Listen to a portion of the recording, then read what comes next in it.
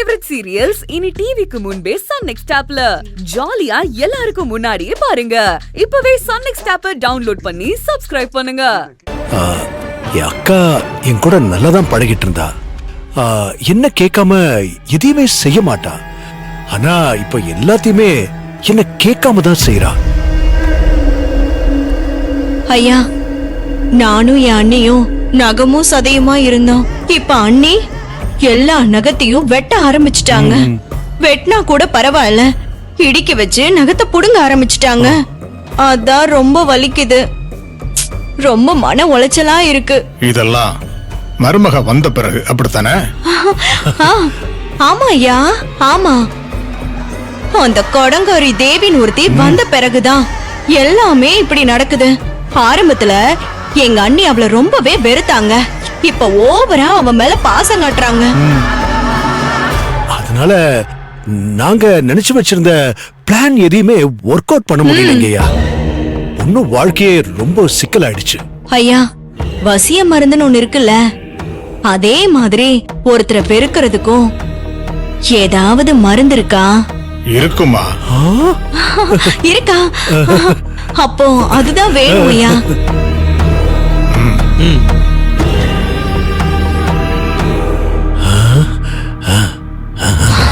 Show கடவுளே.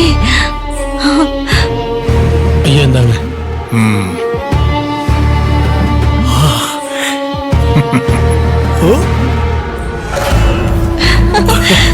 ஏங்க, இந்த மருந்து தான். இத யார் அவங்க கையால கொடுக்கறாங்களோ அத வாங்கி சாப்பிடுறவங்க உடனே இத கொடுத்தவங்கள வெறுக்க ஆரம்பிச்சுவாங்க. ஐயோ, வெறுப்புன்னா அப்படி இப்படி வெறுப்பு இல்ல, மொத்தமா தொலைச்சி தலைமுழுகிற அளவுக்கு வெறுப்பு காட்ட ஆரம்பிச்சுவாங்க. அப்படியா?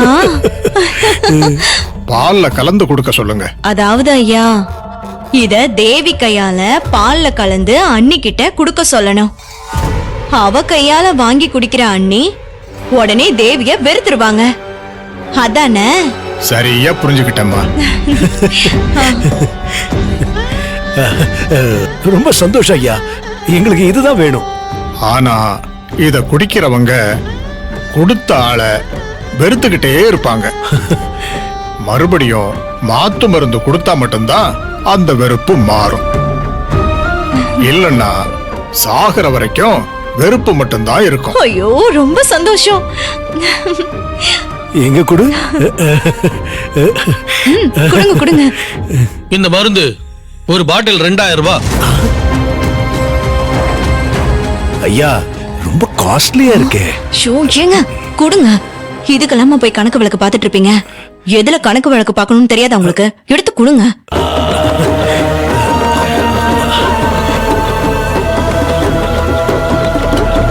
நான் பணத்தை கையால தொட மாட்டேன். அவங்கிட்ட கொடுங்க, வாங்கிக்க. எதுக்கும் மாத்து மருந்தும் வாங்கி வச்சுக்குங்க, ஒரு அவசரத்துக்கு தேவைப்படலாம். அப்படியா? 4000 ரூபாய் அதுக்கு. ஐயோ, எங்க வாங்குங்க. ஏன் ஐயா, இதுக்கே 2000 தான், ஆனா அதுக்கு 4000மா? இந்த மருந்து கேள்வி மாதிரி ரொம்ப சுலபம். அந்த மாத்து மருந்து பதில் மாதிரி ரொம்ப கஷ்டம். அதனாலதான் விலை அதிகம். இதுக்கு முன்னால நீங்க ஸ்கூல்ல வாத்தியாரா இருந்தீங்களோ? ஏங்க சும்மா இருங்க. ஏங்க, எதுக்கும் மாத்து மருந்து வாங்கி வச்சுக்கலாங்க. ஐயா தான் சிபாரிசு பண்றாருல. என் அக்கா கடைசி வரை அந்த தேவி மேல கொலவெறி வெறுப்பா இருந்தா மட்டும் போதும். மறுபடியும் மனசுல மாற வேண்டாம். மாத்து மருந்து வேஸ்ட். ஐயா, நாங்க கிளம்புறோம். கிளம்பு. சரிங்க ஐயா, நாங்க வரோம். வாங்கம்மா.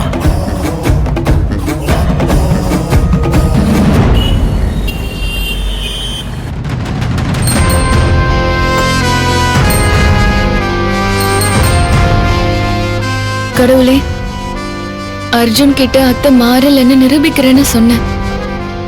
அத நம்பி ஸ்ருதிய வேற உசுப்பேத்தி விட்டுட்டேன். அவங்க வீட்டை விட்டு போறதை தடுக்க அத்தை அந்த ஸ்ருதி கிட்ட இதெல்லாம் தேவியை விரட்டுறதுக்கான பிளான் உண்மையை சொல்லுவாங்கன்னு நினைச்சேன். ஆனா அவங்க தேவியை பத்தி நல்ல விதமா பேசிட்டாங்க. அர்ஜுன் கிட்ட நான் தோத்துட்டேன். இனிமே என்னால அந்த செல்வநாயகியை பத்தி அவன்கிட்ட பேச முடியாது. ஆனாலும் செல்வநாயகி மாறுற ஆளே கிடையாது. ஏதோ குழப்பம் நடந்திருக்கு.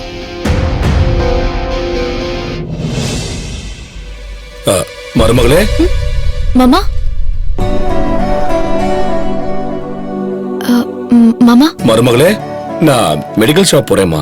உனக்கு ஏதாவது வேணுமா? ஆமா மாமா, என்னம்மா வேணும்? ஒரு அட்வைஸ். ஆ,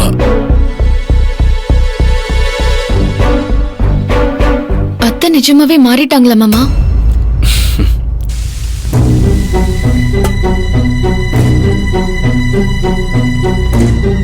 யாரும் இல்ல.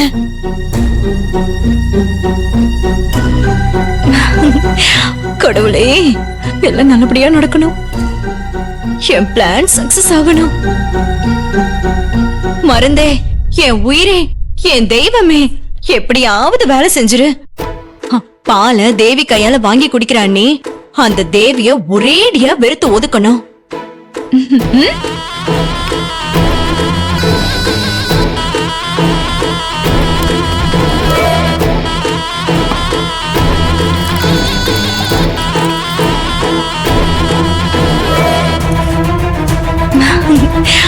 கடவுளே,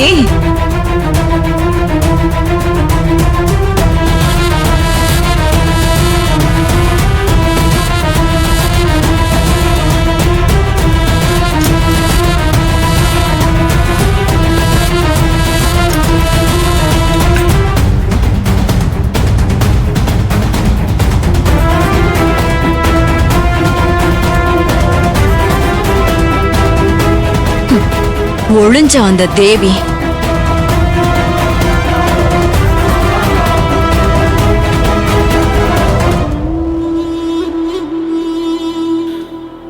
ஆமாமா, உன் அத்தை மாறிட்டா. மாமா நான் அவ கூட இத்தனை வருஷமா குடும்பம் நடத்துறேன். எனக்கு செல்வநாயகிய பத்தி நல்லா தெரியும். எனக்கு தெரிஞ்சு அவ பாசக்காரியாவே மாறிட்டா.